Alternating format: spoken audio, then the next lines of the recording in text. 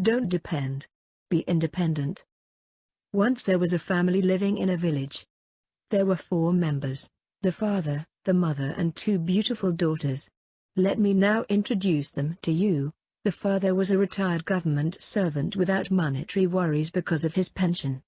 He was addicted to alcohol. The mother was a simple innocent homemaker who held the family together. The daughters were studying in college, thus educated and mature. The father's addiction was becoming more and more troublesome. He picked fights with the neighbors and friends. His extended family started to avoid him and neglect him. His wife and daughters were very worried for him. One day he came home drunk and abused them verbally and physically. The frail mother who had put up with the foul language and hard slaps finally snapped. She decided to walk out of her home, away from the abuse and hellish atmosphere. Her relatives welcomed her and gave her and her daughters a place to stay.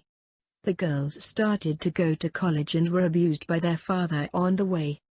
They were ashamed by the weeds and actions of their father, so strived harder to finish studies with excellent grades. Few years went by and the relatives who had welcomed them started to treat them badly. They felt scared to even eat their food. Their life looked unhappy and gloomy. Their mother had thought them that relatives would help no matter what happens. The girls realized that it was not the truth. They had to face the bitter truth. There's a proverb that says familiarity breeds contempt.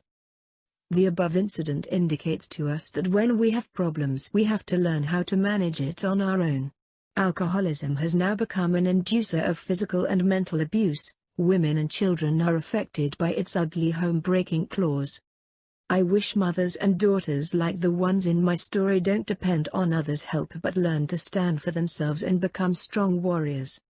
I repeat the title of this story: Don't Depend. Be Independent.